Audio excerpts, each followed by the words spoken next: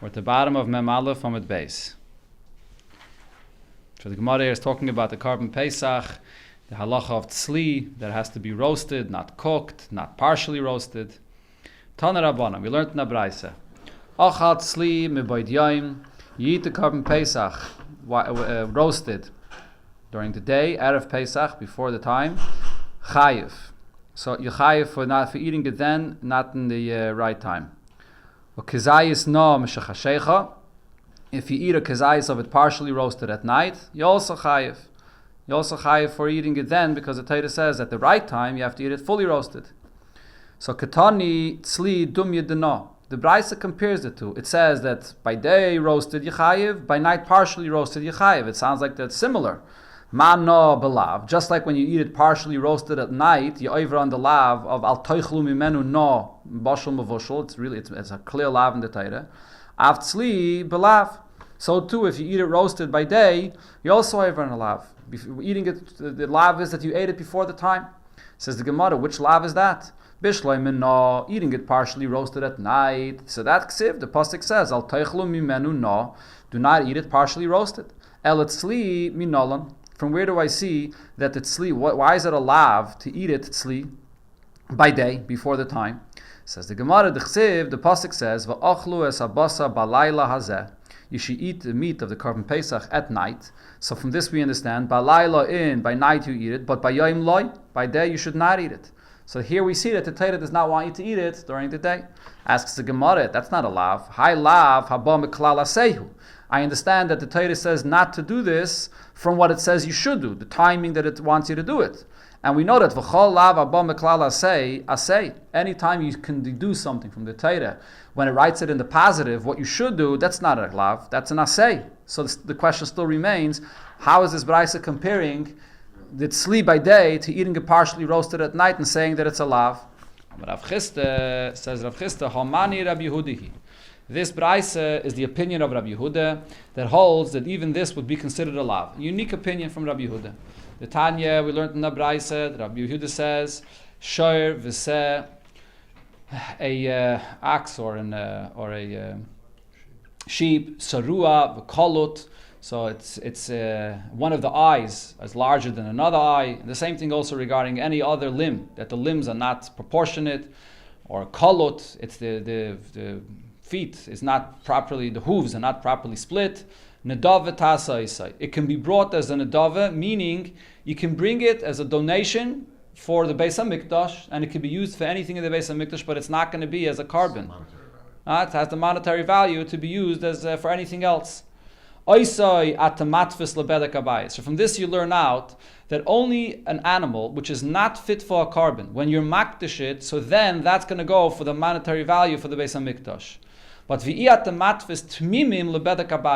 an animal that's a tomim, that's fit for a carbon, cannot be dedicated just for the monetary value to be used for the Beis HaMikdash. That could only be for a carbon.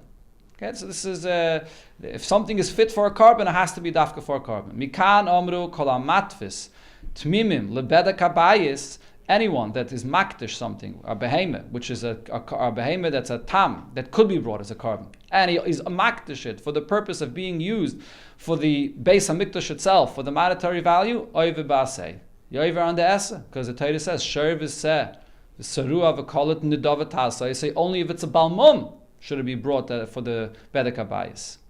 So ba'asei, oive basei, ein liyelo basei. Then the Braisa continues. So I would say you're only over on a esa. Belois esa minayin. How do I know that you're over on a lois esa as well? Talmud loymar, vayidaber Hashem el Moshe leimar. I learn out from the pasuk vayidaber Hashem el Moshe leimar that it's a lois esa as well. And the Gemara is going to explain in a second where do I see that this is a lois esa from this pasuk. So limit al kol al parsha kula shehi belois esa. I learn from this on the entire parsha that it's a lois esa. Meaning even though the Torah says it as an asay, it says it in the positive, but I can deduce from what it says there also the negative of what you shouldn't do. And therefore, what I deduce in the negative is considered to be a lois esa. In other words, the Chiddush is, Rabbi Yehuda's opinion is, any lois esa that I understand from an asay has the halacha as a lois esa, and you get malchus in that. Divrei Rabbi Yehuda. Now the Gemara explains, from where do I see in the pasuk Vayidab Hashem al Moshe Leimar that it's a loisasa? Amalei Rebbe lebar kapara my mashma. How do I see it in this pasuk? Amaloi d'chsiv leimar. It's the word leimar. What does leimar mean? Loi nemar bedvarim. Leimar means look at the content of the parsha. Loi is being said here, even though it's being written in the positive. The Eibush is speaking in the positive, but it really means also the negative as well. That you should not do other than the way I said it. So leimar is a combination of these three words. Loi nemar bedvarim. So that's why it's all a loisasa. By Rav Amri, and by Rav's yeshiva, they said similar. Lei moir is a combination of two words, lav and moir. Tell them this halacha as a lav. So the Eibush is telling Moshe Rabbeinu, when you're telling the Yidden the halachas over here, tell it to them in the positive, but also tell them the lav, that it's the positive, which you should understand also the negative of what they're not allowed to do. So this is the source of Rabbi Yehuda's opinion that says that many times in the Torah, when it says a mitzvah saseh, and you can deduce from it the negative of what you shouldn't do, like the example before regarding the tzli, that the Torah says that the korban pesach should be eaten at night, from this I understand also the negative, that if you eat it by day, you chayev malchus. It's a unique opinion of Rabbi Yehuda. We don't pass like Rabbi Yehuda regarding this malchus, but this is Rabbi Yehuda. No. But again, to this Indian, yes, that a carbon which is a tam cannot be brought as a. I would say it makes sense. No. Even can bring something like it. Someone that's roi to be a full carbon, to take the behemoth itself, to be makriv on the mizbeach, don't just use the monetary value, and it has to be fully. In other words, the Eibusha wants fully. If it can't be used fully, so then you can sell it. You can use the monetary value for something else. If it itself could be used fully, so then. Sell it as a carbon. Okay, maybe. Then you have both. Okay, let's go back to the Gemara.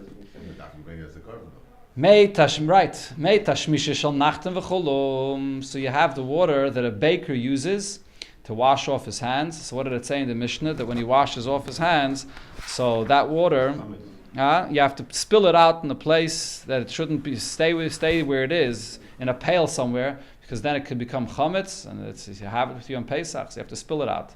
Tani chada. And one brayse says, shoifchim b'makim madrin. You have to spill it in a place where there's a slope, so the water flows away. Vein shoifchim b'makim ma'ishbayrin. Don't pour it in a place where the water will collect there. V'tanya idach, but in a different brayse it says, shoifchim b'makim ma'ishbayrin. You could pour out the water in a place where the water collects there. Answers the Gemara, loy kashi, it's not a question. Ha, the nefishi, the kavu. Over here we're talking about when you have a lot of water, and if you pour it in one place where it could collect, so kavu will collect in one place, so you have to, therefore, that the Bryce is saying that you have to pour it in a place where there's a slope. And ha, the loy nefishi, the loy kavu. And when you're talking about, it's not a lot of water, so it's not going to collect here, it's going to get absorbed in the ground, so you can pour it in a place even without a slope. Here the Gemara brings the halacha of ma'im shalonu. The water that you use for the baking of matzahs has to be left overnight. A woman or anyone that's baking the matzah should not use the water for it, only water that was left overnight to get cooled off. As we'll see here, a few different halachas regarding what you bake matzah. It has to be dafke in a very cool environment, and the water has to be cold, and the person's hands should be left cold, because the heat makes it chametz quicker. Darsha Rav Masne bePapunya. Rav Masne said this halacha in the city Papunya, that you have to use Mayim Shalonu. And he said it in Hebrew, Mayim Shalonu. What's the translation of Mayim Shalonu in Hebrew? It means our water. So people thought he meant to say that you have to use my water. You have to come to use my water for this for the matzahs. Lamacha, tomorrow, Aisi Kula Alm, all the people of the city brought chatzvayu, their barrels. Basalagabe, they came knocking to his door. He sees a huge line of people outside. What's going on over here? What happened? Vamrule, Havlan Maya. You said it has to be Mayim Shalonu, so give us water. Amalahu, so he told them, Ana b'maya de bisu amri. I meant water that is rested overnight. The word bisu means to rest, to sleep. I meant the water that rested overnight. I didn't mean our waters. So the Gemara apparently is bringing the story to show you to be careful when you say a halacha, how it could be misunderstood. You have to say it and translate it in the language that people understand what you're talking about. Salacha of Mayim Shalonu, of course, of Mayim Shalonu, the Alter Rebbe brings in Shulchan Aruch Barichis the different reasons for Mayim Shalonu. We still call it Mayim Shalonu. Correct, we call it Mayim Shalonu. Yeah. So the Alter Rebbe brings in Shulchan Aruch the reasons for Mayim Shalonu. So one of the reasons is that when it's by nighttime, when the sun is down, so the sun is going beneath and from below, so therefore the springs below gets heated up from the sun that's on the other side. That's one pshat in the Mayim Shalano. Then the Alter Rebbe brings another pshat, a few different pshat in the Mayim Shalano, and we have to be medayik, dafke to take it by bein hashmoshes and leave it until the morning. Darash Rave said another detail about this, that it has to be dafke, everything done with cold. Isha le talish b'chama. A woman should not knead the dough outside under the sun. V'loi b'chami chama, and not with water that got heated up from the sun. Certainly not that got heated up from fire. V'loi b'mayim hagrufim min amulya, not water that you shoveled out from a mulya, which is some kind of a urn, a copper urn, even if there's no fire that heated it up, but because it's such a thick copper urn, so the water that's at the bottom of it is warm. V'loi takbiya yada min atanor, the woman that's kneading the dough should not lift up from the dough that she's preparing for the oven, achatigmar es kol hapas, until you finish preparing the matzah. This is the halacha that it says regarding matzah, you're not allowed to leave the matzah not being worked with. The matzah has to constantly, as long as just like we had before regarding when you have a leak onto flour, as long as the leak is consistent and there's a movement, it does become chametzik. If it's complacent, if it's in one place, it becomes chametzik. You can probably say the same thing also in the Inyan of chametz beruchnius. If there's a constant movement, mechayel al chayel, there's a growth, there's a movement, so then there's no chametz. A person is moving. When a person becomes complacent, that's when the chametz and the yeshus comes out. V'tzarech shnei kelim. You should have two different dishes. Echad shemekatefes by, one that the bowl where you have the matzah in it and you spread the water on top of it. Ve'echad shemetzanenes by yisideh, but always have another bowl where she can rinse her hands and cool off her hands, so her hands should not be warm when she's using it for the matzah. Now the question was asked, Avra ve'lasha mahu. What's if she went and used for the matzah not the mayim shalanu but warm water? B'di'evet. Could the matzah be used? Obviously, we're talking about a case that you see that the matzah did not become chametzik. There's signs to see that, as the Gemara will say later. So, b'di'evet, if you use this water and it did not become chametzik, could you eat this matzah? Mazutra amar mutter. Mazutra says it's allowed. Rav Ashi amar asa. Rav Ashi says no. There's a takonas chachamim that it has to be mayim shalanu. You didn't use matzah mayim shalanu, you can't eat your matzah. From where do I know that it's going to be mutter b'di'eved? The Tanya, based on the brayos that we learned before, it said that you're not allowed to soak the barley in water on Pesach. But v'im losas, if you did soak it, as b'di'eved, we say it's okay. Only if nizbaku, if you see that the barley split open, then asurim, then it's a problem. Lo nizbaku, it did not split open, mutar, and it's allowed. So I see that b'di'eved, it's allowed. Rav Ashi disagrees. Rav Ashi says, how could you compare to that case? Who says it's the same thing? Was all this woven in one weaving? Meaning there's different gzeiris and takanas of Chazal. Do I know that when Chazal made one takana and another takana, that you can compare all of them? That if in one case I find that b'di'eved they said it's allowed, that means that in another case it's also allowed? Not necessarily. Heiche de itmer. There where it clearly says that it was only a takana lichat chila and not b'di'eved, so that says it. But heiche de lo yitmer, where it doesn't say it, and therefore since you were over on a takana of Chazal, there's a penalty, there's a knas, that the matzah should not be eaten. So therefore it's not the same thing. Hadron aloch kol shah. Conclusion of the second perek of Masechta Pesachim. We begin a new perek, and here the perek begins. This is a perek that's going to discuss the halachas of taruvas chametz, when you have not chametz for itself, but chametz that's ingredients of chametz that's mixed into something else, and also chametz neiksha, chametz that's not. You finished the volume of Art Scroll. Okay, so you got to get regular Gemara. Okay. So chametz neiksha, which is chametz, it's not fit for eating. It's not full. It's not fully chametz. Right. Okay. It's on the bottom. You see over there on the bottom shelf. There's a Masechta Pesachim. Zok the Mishnah. Ve'elu oivrim bePesach. It's the following things you're going to be over on Pesach. These are also included in the Isra of Chametz. So there's a big machlekes rishonim what it's talking about. First, let's see what the Rashi says. Ve'elu oivrim bePesach refers to Bal Yirah, Bal Yamatzah. The Isra of having Chametz in your possession is what the Mishnah is speaking about. And the Mishnah here says 7 different things. Kutach habavli, This is a dip that they made in Bavel that's mentioned many, many times in the Gemara, which has in its ingredients which are chametz. Sheicher Amadai, beer from Madai, also has in it chametz. Chaimitza Adaimi, and the chaimitz, vinegar from Edom. Zaytum HaMitzri, the zaytum, which is some kind of a thing that's like a medicine from Mitzrayim. The Gemara will explain what it is. Zayman shal tzavayim, the zayman of the painters. Also the Gemara will explain it. Va'milan shal tabachim, there's some kind of a flour or some kind of a bread of the bakers, of the cooks, which the Gemara will explain as well. The kailan shal seifrim. Kailan shal seifrim, also in the Gemara, it's some kind of a glue that's used by shoemakers. All of these have chametz in it. So the first few cases that the Mishnah mentioned over here, which is kutach habavli, shecher amadi, chaimitz adaimi, zeitem amitzri, those are things that are taruvas chametz. They have ingredients of chametz in it. It's fit for eating. It's pure chametz, but it's mixed with something else. The other things that the Mishnah said, which are the zaymin shel tzavayim, amilan shel tavachim, koilan shel seifrim, those are not chametz that are fit for eating. It's not ingredients of chametz fit for eating. There's things that are in the paint, in a glue, it's not fit for eating b'chlal. That's what's known as chametz noiksha, as we'll see in the Gemara later. So all of these, the Mishnah is telling you, you'oivram bal yirah bal yamatzah. Rabbi Eliezer adds one more thing. Rabbi Eliezer, also cosmetics of women that have chametz in it is also going to be you'oivram bal yirah bal yamatzah. This is the rule. Kol shu mimin dagan. Anything that comes from one of the 5 grains that we mentioned before, hareza over b'Pesach, you're going to be over on Pesach b'yirah b'yimatzeh. And hare elu ba'azhara, you also have a lav not to eat from it, but ve'im b'em mishum kares. The kares that there is for eating chametz is only if it's chametz for itself.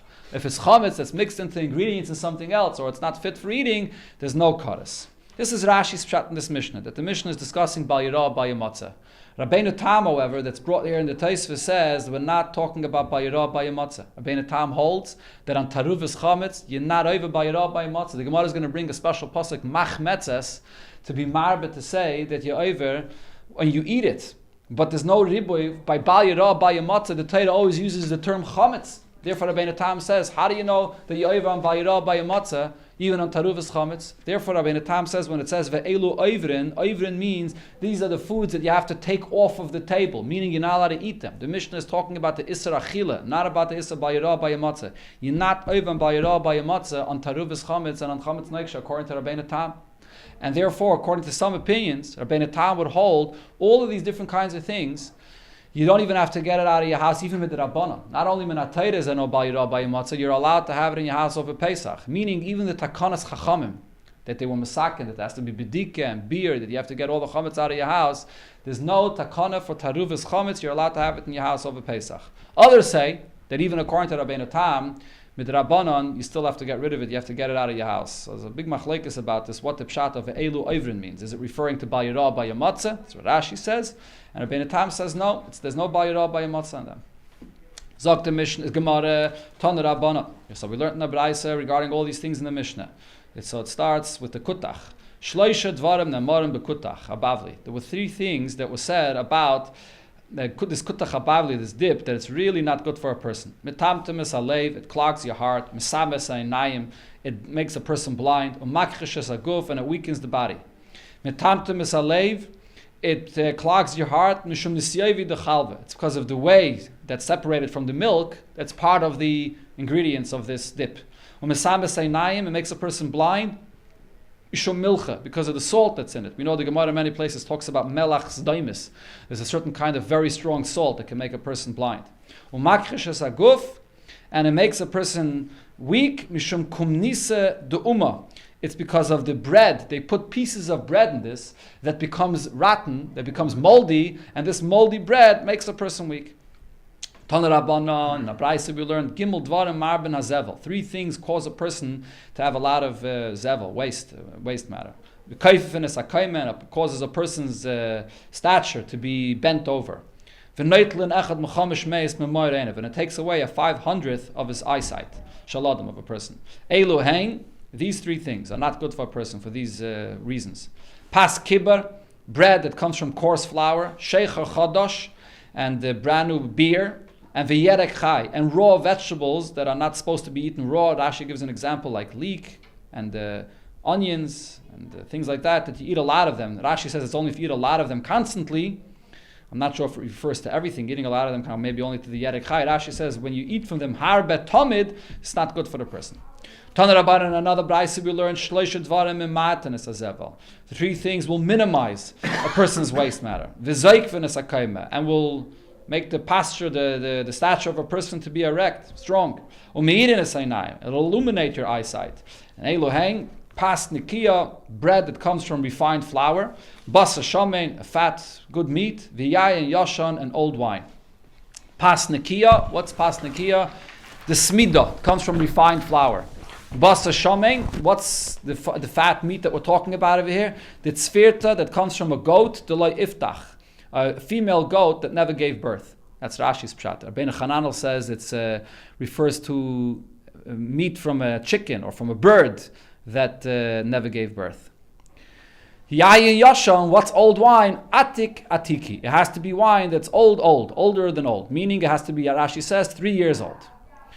Kol mili demaili. Now the Gemara says anything that's positive, that's good, lahai, for one limb, for one part of the person, kosher lahai, will have a side effect and be negative for something else. Rashi says, for example, something that's good for the heart will be negative for the eyes, and so on. So it's whatever is good for one thing, there's going to be a side effect for something else. The kosher lahai, maila lahai.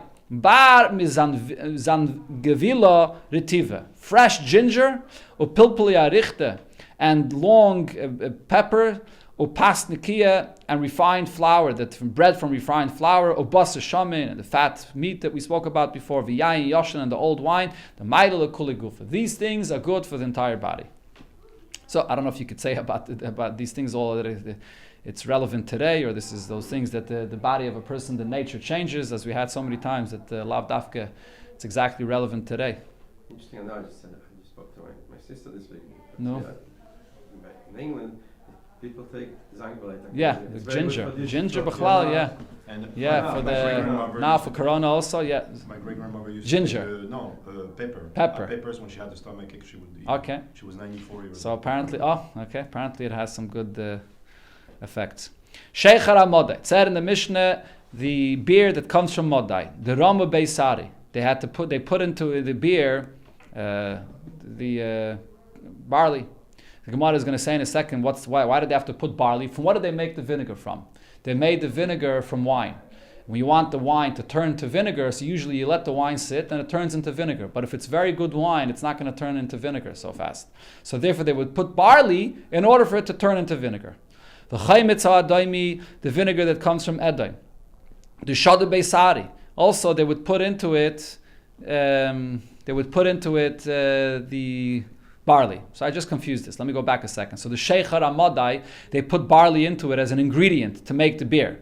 The point that I just said before about turning the wine into vinegar is regarding the chaymitza adaimi, that because the wine was so good, so it wouldn't turn into vinegar without putting into it barley. So therefore there's chametz, there's barley in it. Rav Nachman said as follows, Betchila in the beginning, they would bring the wine that was poured in the Mizbeach. From where would they bring that? From the wine from Yehuda, section, a place in Eretz Yisrael. So that wine in that place of Yehuda would never become vinegar, even if you let it sit. You had to put into it barley to help it turn into vinegar. And they would refer to this as this was the stam vinegar that was in Yehuda that they especially made by putting into it barley. However, now that wine is not used anymore for the Mizbeach. So now the wine of Yehuda lost its whole potency. But it's the wine of Edom that will not become vinegar. That wine is very strong. Until you place into it barley. This is now the special vinegar that comes from Edom, it comes from wine that will not turn to vinegar unless you put into it barley. So the nature changed after the Churban Beis Hamikdash. L'kai masha nemar. This fulfills what it says in the pasuk. Amalo hachareva. I fill from the destruction of one, the other gets filled. In Meleyazu, when this is filled, Charevazu, the other one is destroyed. V'Meleyazu, and when this one is filled, Charevazu, the other one is destroyed. Edom and Yerushalayim, or in the pasuk there it says Tzur, and Yerushalayim, Tzur, which belongs to Edom. When Yerushalayim is destroyed, then Tzur becomes stronger. When Tzur is destroyed, Yerushalayim becomes stronger. Rav Nachman by Yitzchak Amar Mehacha. This is the pasuk that it says by Yaakov and Esav. Uloim mil'oim yemotz. One nation will fight with the other, that when one is up, the other is down, and vice versa. Tanya Amar Rabbi Yehuda, based on this, Rabbi Yehuda said the following halacha: Be Yehuda, in the place Yehuda, Berishayna, in the beginning, Halekeach chaymetz me'am haaretz, a person that buys vinegar from an am haaretz, ein tzarech la'aser. He doesn't have to take meiser from it. Why? Because you know for sure that ein ba ela min temed. Where did this vinegar come from? This vinegar is not wine that turned into vinegar. As we said before, the vinegar that was made in Yehuda, so the wine there was so strong, the wine itself did not turn into vinegar. So therefore, if you have this wine that comes from an am haaretz, so you know that he didn't take it from wine, rather it's temed. Elam not temed. What is temed? Temed is water that's mixed with different remnants of grapes, whether it's the seeds of the grape, the skins of the grape, or the sediments of the grape, and they pour water over it, and then that water rinses out, or it comes out, and that water then becomes vinegar. So it's essentially water. It's not chayiv and meiser. There's meiser only on the grapes, but not on this water. So since this vinegar is only temed, so therefore it's not chayiv and meiser. But va'achshav, now that in Yehuda, the wine in Yehuda is not as strong at all, and the wine itself turns into vinegar. Halekeach chaymetz ma'am haaretz. So when you buy the vinegar from an am haaretz from Yehuda, tzarech la'aser, you do have to take meiser from it. Shecheskasa ein ba'el min hayayin, because you know that this vinegar is coming from wine, and wine you have to give meiser from wine. Fragt the Gemara, v'savar Rabbi Yehuda temed lav bar isurihu. Does Rabbi Yehuda hold that vinegar, you don't have to take meiser from the temed, the vinegar that's made from temed? Again, it's water that's mixed with the remnants of the grapes. But we learned in Braise, hamed tamed, a person that mixes the water with the remnants of the grapes. V'noisen mayim b'mida, you put a certain measure of water. Umatza kedei midasai, and then you measure and you see that it's the same amount of water even after you mix it with the grapes. It's the same amount of water. Pater. It's going to be pater from meiser. Why? Because you see that even though you mixed it with the remnants of the grapes, nothing was absorbed, nothing was added to it. Maybe it absorbed a taste, or an appearance and a taste, and it's going to become chaymetz like vinegar, but it's really the same amount of water, so there's no meiser on water. Rabbi Yehuda mechayev. Rabbi Yehuda says, even in such a case, you are going to be chayev. So Rashi explains, the basis of the machlekes over here is the appearance and the taste of the grapes that's in this water enough to obligate you to give meiser, even though you don't have the mamoshes of the grape. There's nothing added from the grape itself. It's the same amount of water, but do you say that the chazusa and the taima, the appearance and the taste of it, is enough to be chayev and meiser? So what do you see over here? Rabbi Yehuda holds that with temed, that was mixed with the remnants of the grapes, it is chayev and meiser. Says the Gemara, the pshat is as follows. Hachi kamar. What Rabbi Yehuda said before, when he said that when you buy this temed from the amaratzim, you don't have to give meiser, what he was saying is, lo nechshedu amei haaretz ala temed. Usually you have to give meiser when you buy something from an am haaretz, because you can't trust him that he gave the meiser. But temed is something which is very cheap. So that's something that the amaratzim give meiser of it. It's only things that are more expensive that we suspect them of not giving meiser from it. Another pshat we can say, nechshedu, they were suspected of not giving meiser even for temed, but there's two different kinds of temeds. V'loi kashya. Ha bedrafke, you have a temed that's made from drafke. Drafke is from the sediments. So when it's made from the sediments, over here, that's something that gets absorbed in the water, and that's something that you're going to be chayiv to give meiser for. And ha furtzani. Furtzani means that's just the seeds. The seeds do not get, the seeds itself don't add anything. There's no mamoshes that's added to the water. It just adds to the taste of it. It adds a certain acidic or whatever that makes it into vinegar, but there's nothing actually that's added to it. So there's two different kinds of temed. If the water is mixed with the sediments of the wine, with the shmarim, or it's mixed only with the seeds. Going back to the Mishnah, Zaytum HaMitzri. What's my Zaytum HaMitzri? What is this? Tanya Rav Yosef. Rav Yosef says, here are the ingredients if you want to make it. Tlasa sari, a third of barley. Tlasa kurtumi, a third of sapphire, if I remember correctly. A tlasa milcha, and a third of salt. That's what it is. Rav Papa says, no, the ingredients are different. Mapik sari, he takes out the barley. Umayel chiti, and he says, no, it's a third of wheat.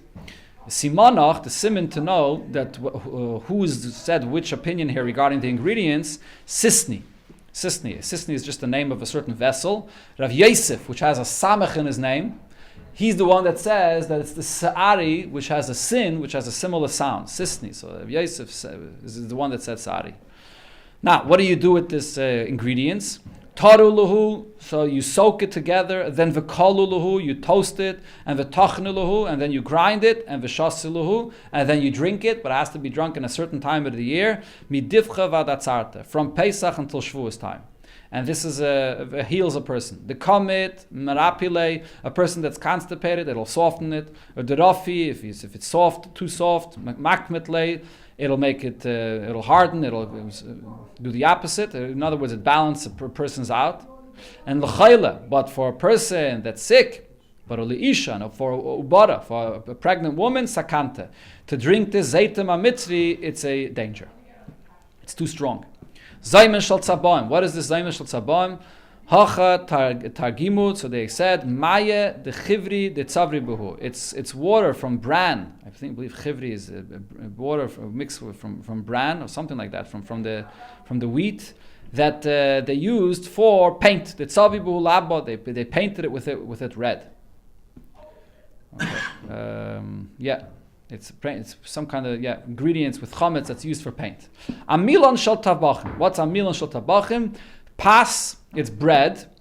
Tvua shaloyevia shlish, made from grain that is not fully ripe. It wasn't even a third ripe.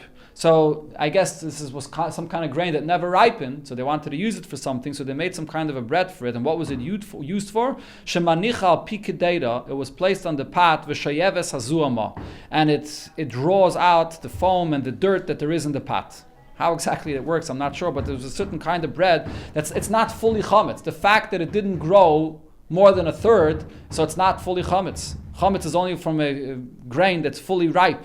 So therefore, this is chametz neiksha. It's not fully chametz, and yet it's going to be asa elo ivrin, that it's asa by rabbi matzah, or it's asa to eat. Kailan shal seifrim. What is kailan shal seifrim? Hacha targumus over here. It was translated pirura de oshchefi. This is the glue that shoemakers use. And it has in it also ingredients of chametz. Rav Shimi mechazuna amar, he said a different shot. Zetipulon shal b'nois ashirim. This is some kind of a paste that the rich girls would use. They used a paste to remove hair from their body. Shemeshayres leisel of nois aniyim, and they left it over for the poor girls. So the reason why it's called kailan shal seifrim is because the seifrim were the ones that were poor, and their daughters would use this leftovers that was given to them from the rich girls. So it's some kind of a paste that has chametz in it. Fragt the Gemara, any is this true? Tani Rab Chiya said, Abba, look in the 7 things that are listed in the Mishnah. So Rab Chiya said, Arba mine medina. 4 of them are things that are used by people for the things that they need. In other words, not for professionals. It's used by everybody. Shloisha mine umnis. 3 of the things that are mentioned of the Mishnah are used by craftsmen. Now, if you're going to say that the kailan shal seifrim is used as a paste by girls, my mini umnisik. This is one of the 3 that should be used only by a craftsman, but you're saying it's used by the girls just as a paste. So we go back to the pshat that we said before. So this is the glue that's used by the shoemakers. Why is this called the glue of seifrim, which means a scribe, a cipher? It's not. It doesn't say in the Mishnah that it's a shoemaker. It should have said the paste of the shoemakers. Answers the Gemara, you're right, it is from the shoemakers, but it is the glue of the shoemakers. But the Mishnah calls it from the seifrim. The seifrim nami b'dafkim b'nari same. The seifrim also use the same glue to attach their papers to each other. So therefore it's called the kailan shal seifrim. Okay.